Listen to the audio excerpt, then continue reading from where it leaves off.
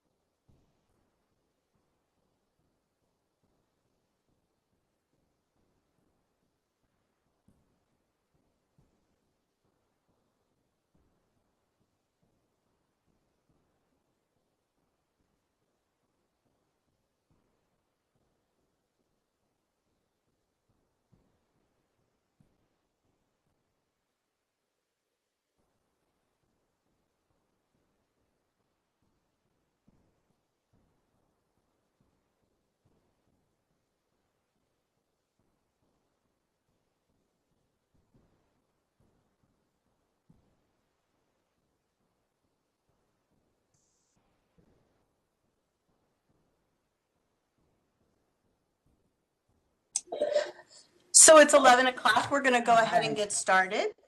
Hello and welcome to Building Connections That Transfer. My name is Sue Bateman. I'm the coordinator for transfer and articulations at the University of Missouri St. Louis. I have the pleasure of being the moderator for this presentation by my colleague at intentergy.com. Before we get started, here are some virtual conference etiquette reminders.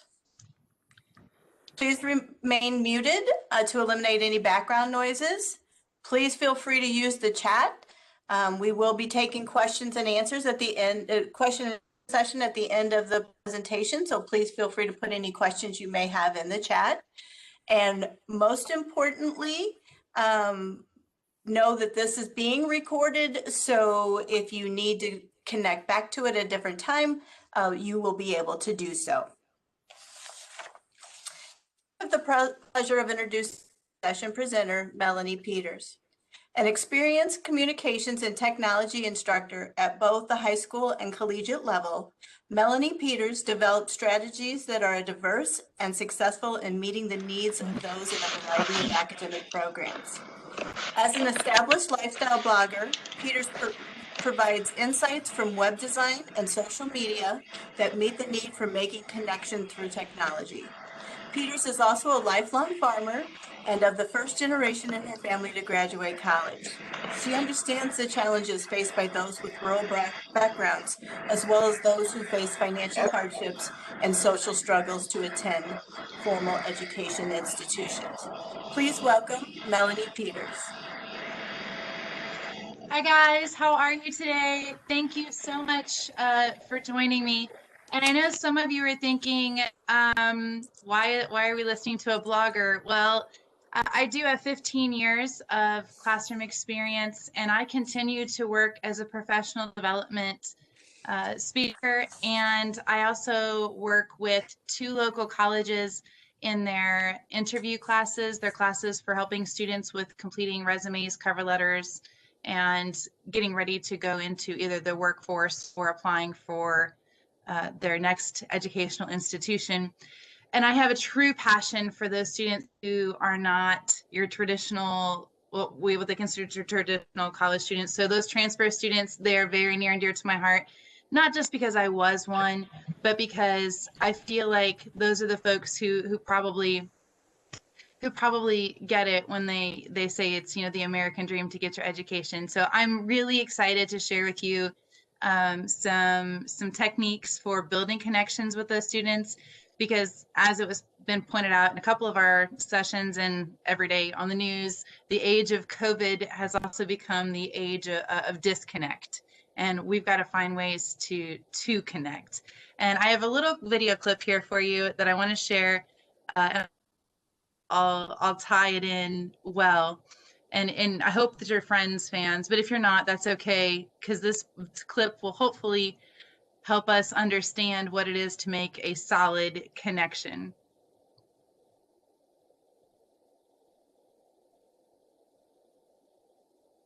Hey, Rachel. Hi. What's up? Oh, Your voice sounded a little squeaky on the phone. oh, nothing. I just wanted to see you and hug you. See you. Great. Yeah. So, sit. You okay? I'm more than okay. I am really, really happy. Want to know why? Why? Because I am really happy about us. I think we are so on the right track, I mean, I think we are working. I think we are clicking. Yeah, sure. Yeah, we're clicking. Yeah. If there was just like one little area that I think we would need to work on, I would think it was that we're just not crazy enough. I gotta say, I'm not too sure I agree with that. Well, yeah, right. Yeah, you're right. I mean, we have our fun. Yeah, but it's I mean, like crazy, Okay, all right. This is gonna sound, a little hasty, but just go with me. What if we got married? What? Oh, I know. It's Okay, so probably you don't think of Friends when you think of making educational connections, and well, obviously Rachel's proposing to her boyfriend here, so the question is, what kind of connections are we building? But the objective here today is to talk about building professional and positive connections with those students who are transfer or likely to transfer, whether it be from the educational institution or from the institution that you're at, or whether they're coming into an institution. So we want to think about, are we coming on too strong, or are we sending out messages that don't match up with their expectations? And that's really important. We also objectively, we want to click with those students, those transfer students, because a lot of times they feel disconnected because of the whirlwind that they have going on outside of college. And when we think about what kind of connections are we making, are we just keep on clicking, or are we thinking about it? Are we working on clicks that actually help the students? And just like Rachel in this clip, she was really hasty to make her generalization. We might be scaring off students with our generalizations, or with the way we present information, or the way we don't present information. And we have to keep in mind that there's a lot of things going on in the lives of our students, particularly in the clip case. She didn't keep into consideration, that Joshua is still married when she proposed to him. And we have to think about those students. Well, yes, this is the expectation, but here's what I'm going through at home. And so before we really start talking about building the connection, we need to address what transfer students need most. Thinking back to my own experiences, and then the last 5 years working with students from State Technical College of Missouri, and understanding what they need to be successful if they're going on to an additional post-secondary institution. And the first thing was a clear line of communication. A lot of students are really good at the verbal, talking to you in person or on the phone. They're not so good at the digital, which, with the emails and social media. And other students, they live for emails and social media. So we have to figure out what a clear line of communication is. The second thing is establishing objectives for reaching their educational and career goals. As was stated earlier in our keynote speaker, she said that a lot of students, when they come in, particularly into two-year institutions, they don't necessarily know what their end goal is. And so it's part of our to help them establish a clear educational and career objective. And then benchmarks for attaining their goals. I was so very excited to hear in the keynote speech about having a checklist. What are the benchmarks for attaining their goals? Are they getting there? Are they making progress towards it, even if it's not at the traditional pace? And then what kind of follow through is there from their chosen institutions? Whether we are the school that is helping students transfer on, or we are a school that's taking them in as a transfer, what are we doing to follow through to make sure that those benchmarks are being met and that their objective is still being maintained? And then finally, is there a sense of clicking with their educational choices and those helping them along the way? Life happens, change happens.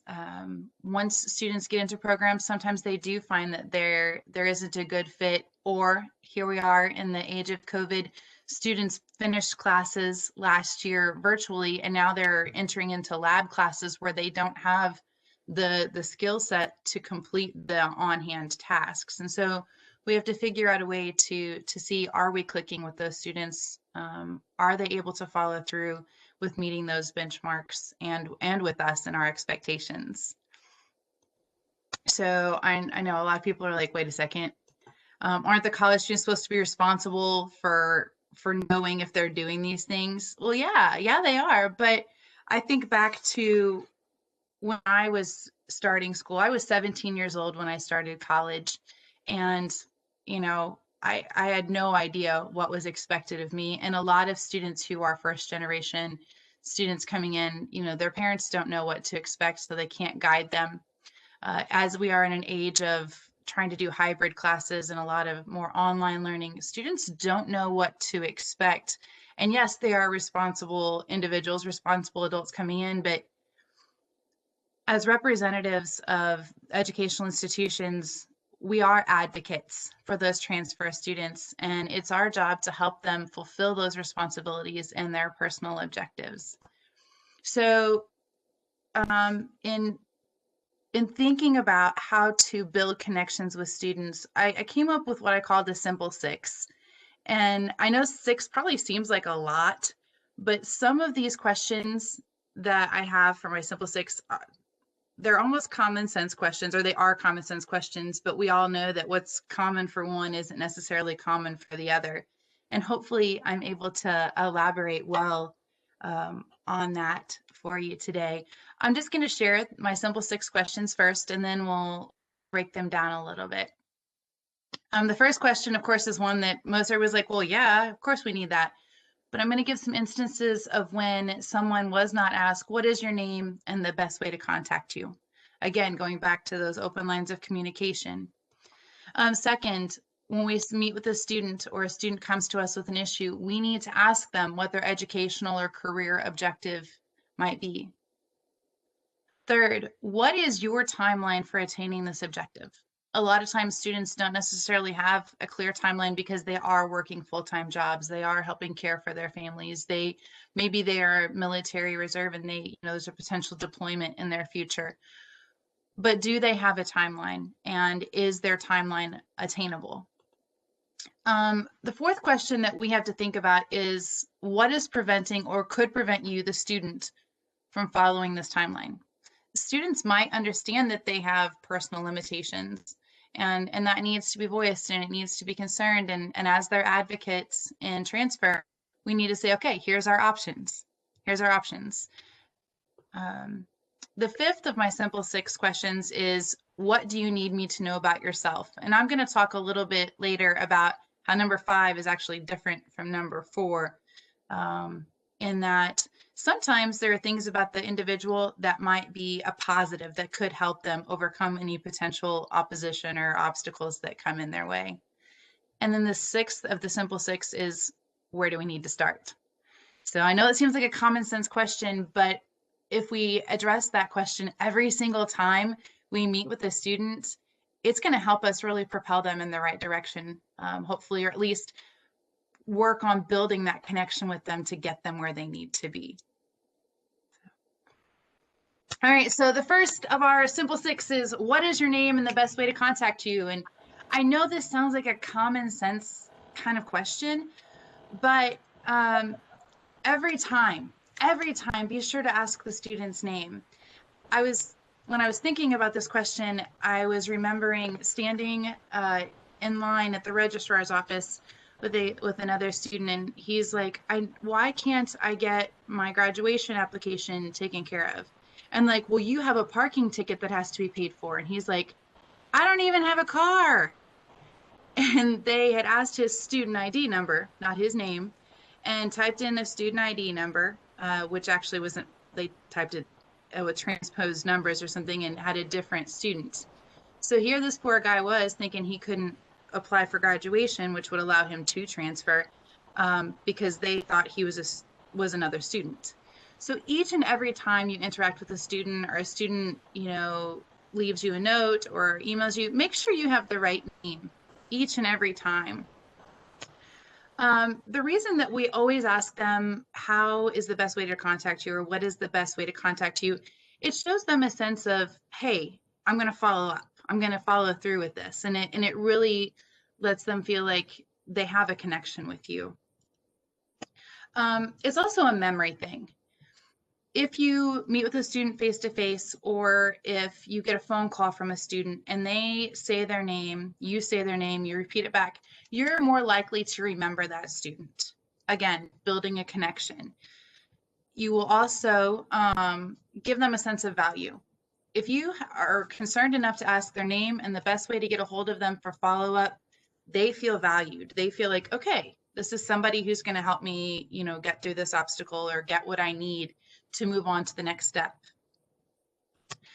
If you are an advisor, or you are someone who is going to be meeting with these transfer students repeatedly, it's not a bad idea to keep a log of your contacts, maybe just a notebook on your desk where you have the date at the top of the page and you jot down the names of the students that were in contact with you that day.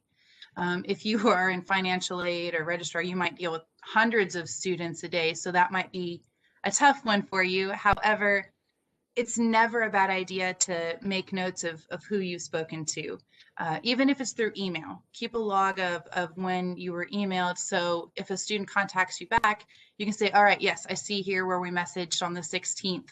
How are things going with that? So in thinking about the simple 6, the second question that I suggest is, what is your educational or career objective? And here we go. Every time you meet with a student, or every time a student contacts you, you need to know what their educational or career goal is every single time. And their objective is so important because you can't get them to their destination without knowing where they want to go. At State Technical College of Missouri, which is a 2-year institution, for the last 5 years, I taught an 8-week course. And those 8-week courses turned around really fast, and students would come to me, daily, hourly, with questions about their resumes, their cover letters, their interview stuff. And every single time I would ask them, what is your goal or what is your career objective? Because I couldn't help them effectively if I didn't know where they were going with it. And the same is true for a lot of us, knowing what program the student is planning to go into or what their graduation goal is, or if they are a certification only student, knowing what tests or exams or boards we need to help them prepare for. And it's also our job. It's our job to make sure that their objective is clearly outlined for them, whether their timeline is traditional or not. It's our job to make sure they have the tools at hand to be successful. Why every time? Well, people and circumstances change. You might have met with a student in August, ready to go for the semester, and here we are, November, December, thinking about the next semester, and they are unhappy. Either one, the program isn't a good fit for them, or life happened. Changes happened in their home life or their work life or something along those lines. So it's always important to say, hey, are we still on the same career path? Are we still on the same educational path? The third question of our Simple Six is, what is your timeline for obtaining this objective? Every time that you meet with a student and you're talking about their potential transfer or what they have done since they've transferred into your institution, every time ask them what their timeline is for graduation or the entrance into the workforce, whether it be through their certification program or completion of a particular program. Every single time we need to ask them this. And the reason every time is because everybody moves at a different pace. We talked earlier in some of the sessions about students who are working full-time or who have been impacted by COVID, or, as I mentioned earlier, they could be a military student, they could be a student who develops health issues or things happen. And we have to recognize that their pace may not match what's in our curriculum guides. And people change. A lot of times we'll get a student into a program and we'll help them make that transfer, and there isn't that click there. They don't fit with the program, the school isn't a fit for them, and they didn't necessarily know that until they got there. And as we mentioned earlier, with regards to COVID, sometimes students are going to colleges for the first time that they've never set foot on because that was their option. And we just have to work with them on creating an attainable timeline for their goals. The fourth of our Simple Six suggestions is, what is preventing or could prevent the student from following that timeline? And most of the time, you need to ask this. Most of the time. And the reason I say most of the time is because sometimes students know where they need to go and they know how to get there, but they just don't realize there might be some obstacles in their way. This is the question that I think is going to get us the most follow-up, because you'll ask a student when you meet with them, okay, is there something that could hold us up from making this happen? And a week later, they might say, hey, you remember when you asked me that? Here's what's happening. Here's what's going on. This could be a problem. And at that time, as their transfer advocate, we have the opportunity to help them either work around or past, or say, hey, that's not something that you really have to be concerned about when it comes to potential obstacles. Their timeline is so important because you have the resources immediately at your disposal, whether you are in admissions, registrar, if you are an advisor, if you are in financial aid, if you in the library at the school. Their timeline is important because you right away can access the things that will help them that students don't necessarily either one, know about, or two, have immediate access to. And life happens. we have to be empathetic to the fact that situations change and opportunities change. And sometimes that will cause us to have to help a student to rearrange their timeline. And sometimes you also have to be the realist. A student can come to you and say, hey, I got my associate's degree. I'm going to finish this in 18 months, or I'm going to finish this in 3 years. But you can see maybe there is a situation with their transfer that's causing an issue with that being a reality for them. And it's never easy to be the bad guy. It's never easy to be the guy that says, I'm not sure that this is doable, but let's see what we can figure out. And sometimes with timelines, that's part of our job as the transfer advocate. The resources that I mentioned that are immediately at our disposal that sometimes we forget about, or we use them so often, we don't consider them to be, that valuable. But the student information system at your university or your college or your educational institution is so helpful. It gives you a plethora of information with which to utilize to assist a student that is either planning to transfer or that has transferred. Also, things like the articulation agreements, course catalogs, and staff directories are completely invaluable. They are so valuable when you are assisting a student because you can reference them to that at any time. I love staff directories because students might know that they need to go to such and such office, but if you can look at the staff directory and say, here's the number, here's the location, here's the email, here's who you need to talk to, and you can share that with them, that is a tangible tool for helping that transfer student talk to the person they need to speak to or get where they need to go.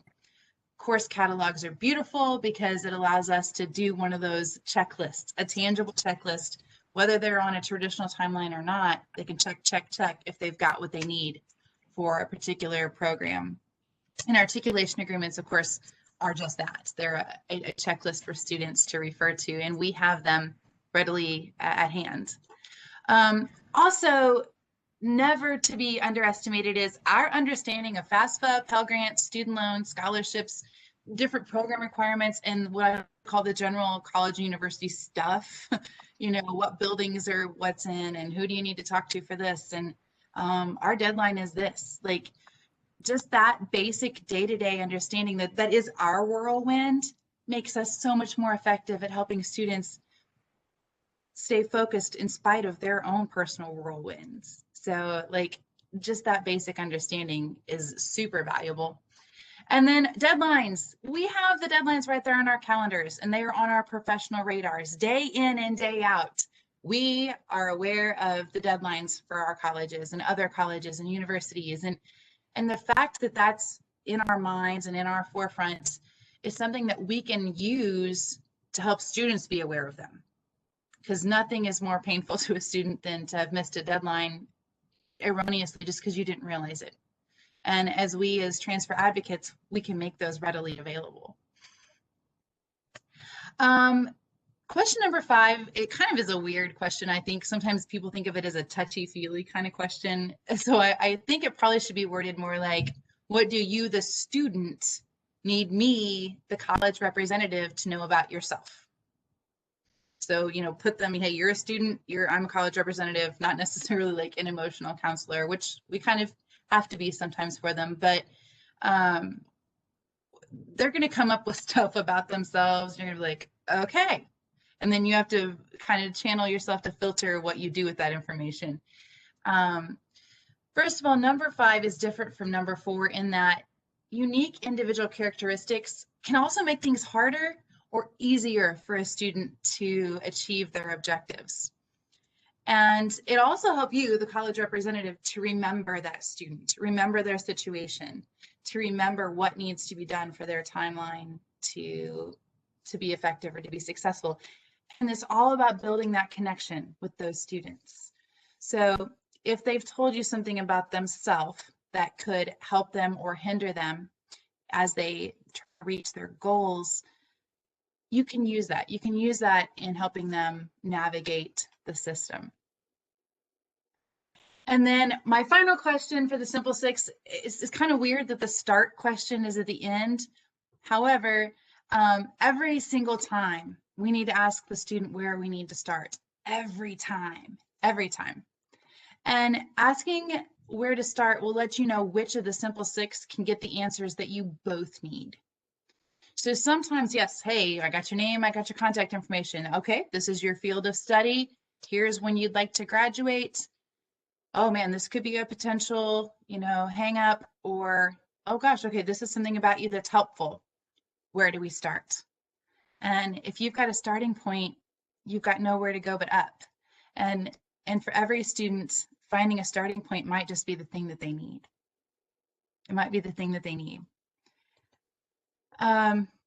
You may have asked them for a starting point when you met with the student previously, like, hey, where do we need to go from here? And they'll tell you, but life happens. COVID happens, babies happen, unemployment happens, car accidents happen, good things happen, but we have to be prepared every time we meet with the student to say, okay, where do we need to start? And of course, as I said, every time is a good time to establish a starting point. So when we talk about the Simple Six, we want to know their name and their contact information. It helps us remember them, it gives them a sense of value, and it also makes it easier to follow up. Understanding of the student's objective or goal is of course key, not only for us, but for them. Sometimes transfer students know, hey, I want this degree, I want to do this, but why? Having a timeline for completion is key to making sure completion happens with those benchmarks. Awareness of any issue or problems that might prevent the student from finding success or having success. Also, being aware of individual characteristics or traits of that student that could impact their success. If we know these things about them and we understand it and the student has addressed it, man, it's going to make it so much easier to either use that skill or trait to propel them, or to use that skill or trait to say, all right, we got to face up to this. This is what we're going to have to do, and dig in, be that realist. And then of course, finally, knowing where we're starting from. Where shall we start? So I hope those Simple Six suggestion questions or suggestions will definitely be a way for you to build stronger connections. And so if you think about using the Simple Six, it might take you a little bit of time at first to put it into every email, every phone call, every one-on-one interaction. But when you ask yourself, do I build connections that transfer? Hopefully you'll be able to say, I do.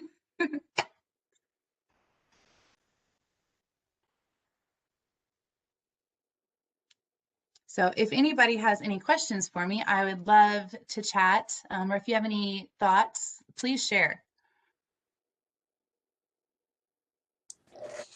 So Melanie, we do have a couple of questions in the chat. Okay. The first one is, in your opinion, is it ever too early for us to ask the Simple Six? Should we establish a connection with the students first, or start the connection with these questions? Oh my gosh. Okay. It is never too early to start with the Simple Six. If you are an advisor or an admissions person, you are the front line for those students when they arrive at the school, or when they're considering transferring out or transferring to a school.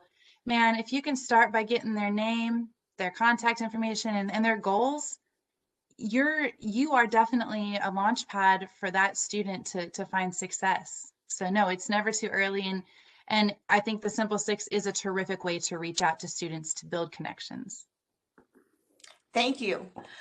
Next question. You said that we need to ask their name every time we meet them. Won't that make the student feel like they do not have a connection with you if they feel like you cannot remember their name? Okay, that is a terrific question, and I apologize. I actually had a note to remind myself. Once you've established a connection with the student and you know their name, or that you've spoken to many times, just maybe reaffirm that you do have the right way to contact them if you think of anything else or anything comes up. And even if you don't ask them their name every time, make sure you say their name every time. Or in your correspondence, make sure you include, hi, John, or hi, Sue, or whomever you're speaking to. let them know that you appreciate and identify them. Good question. Thank you. Next question, what sort of barriers do you feel exist that may cause transfer students to hesitate reaching out to begin a connection? And how can institutions help remove those barriers? Oh, yes, that is such a great question. Thank you. Okay, so barriers, there's a lot of them. One is time. People are like, I don't have time to go in there during office hours. And so what colleges can do, I think, is they can, of course, when students contact about transfer or when transfers are being planned or in the process, or if a student has transferred in, colleges can follow up. Whether it be through email or through admissions or advisors contacting the student using the contact information they do have.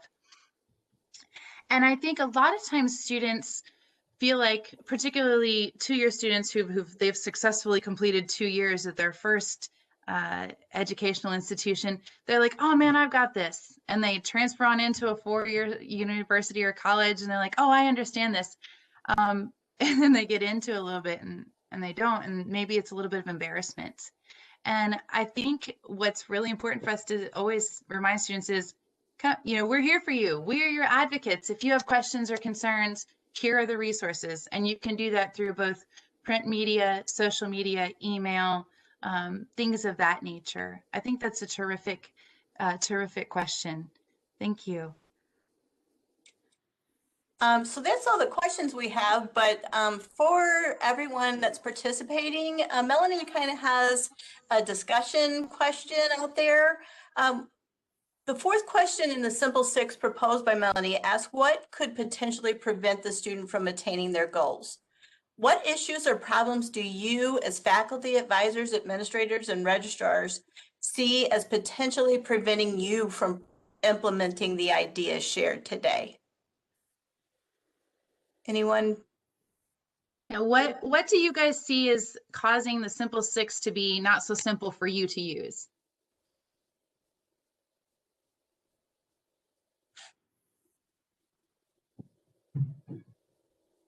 And Melanie, are you okay with people unmuting themselves? Oh yeah, please, yes. I want to hear from you.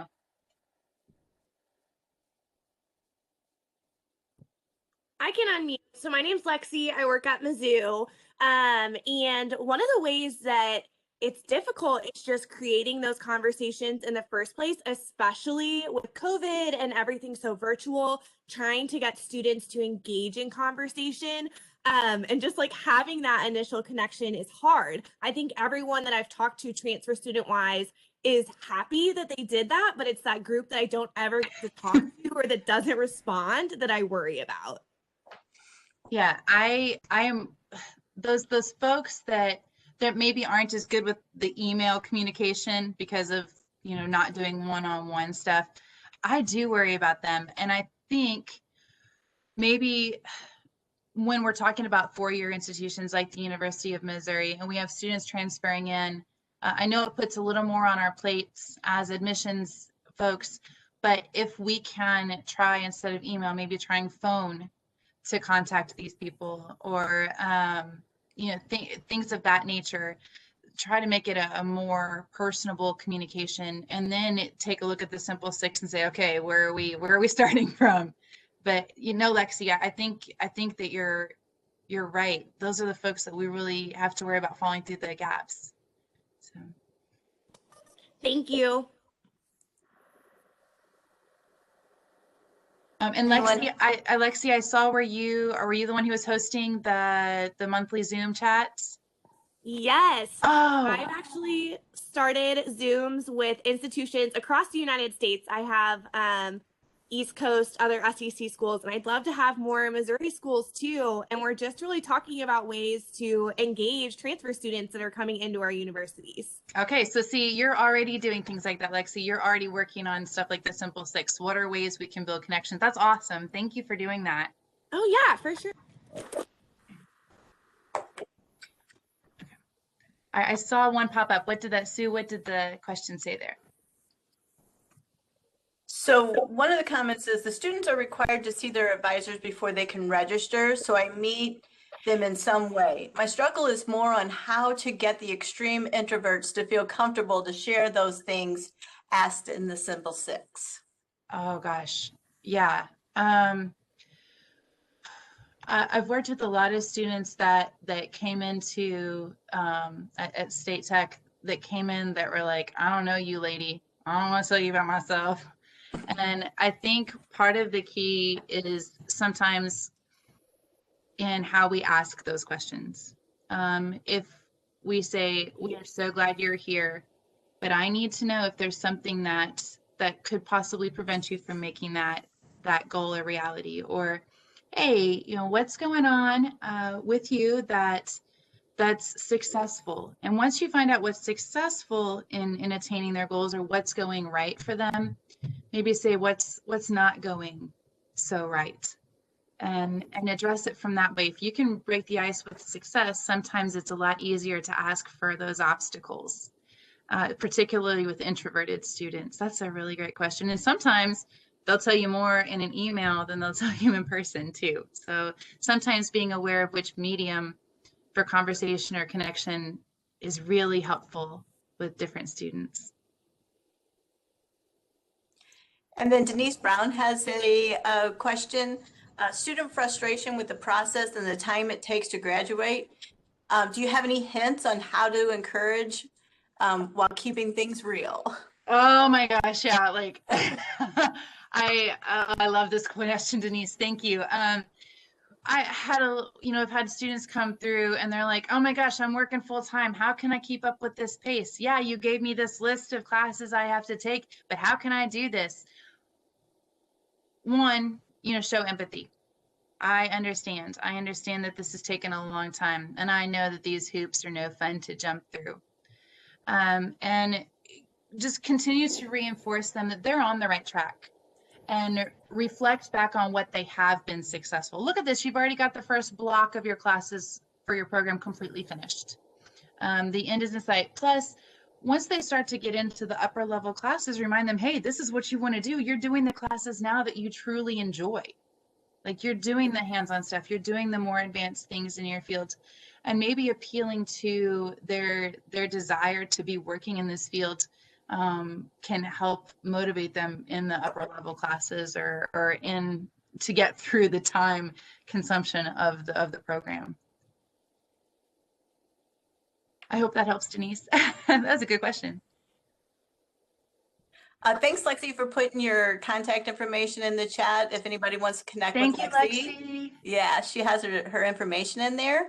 And then another discussion question that we want to think about is, in many cases, students we see repeatedly are the ones who don't have the skills to follow through with their timelines or set solid objectives for themselves. How can we use the Simple Six to help these students and make these connections?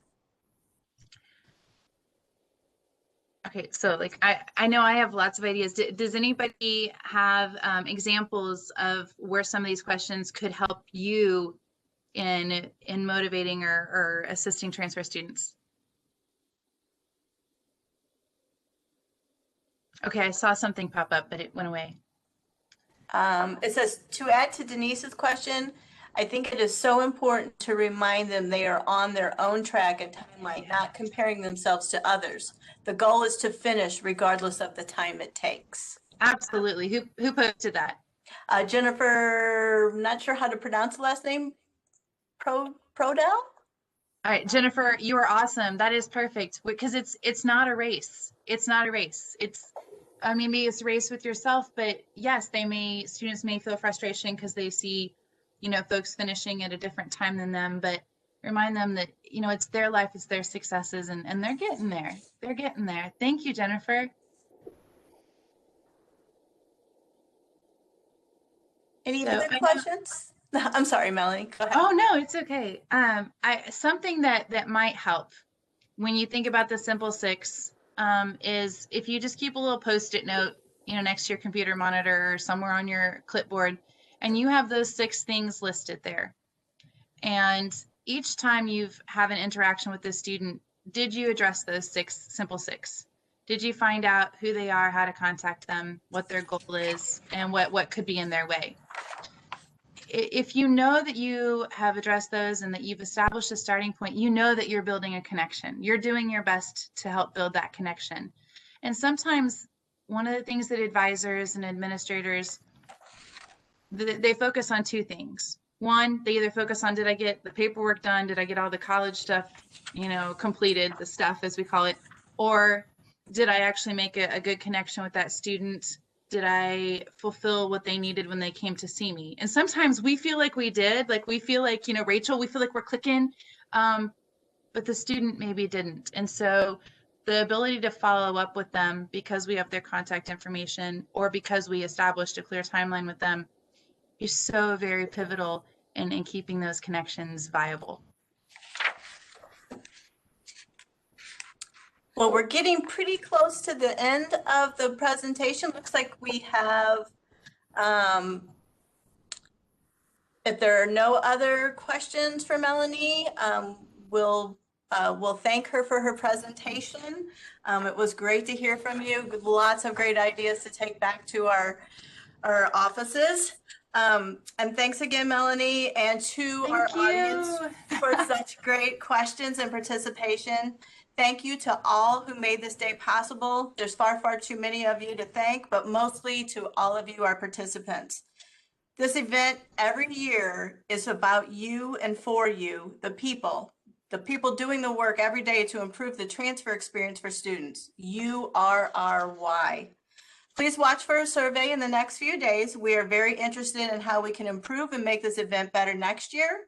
Do continue to visit the DHEW website for updates, recordings, and materials from today's event.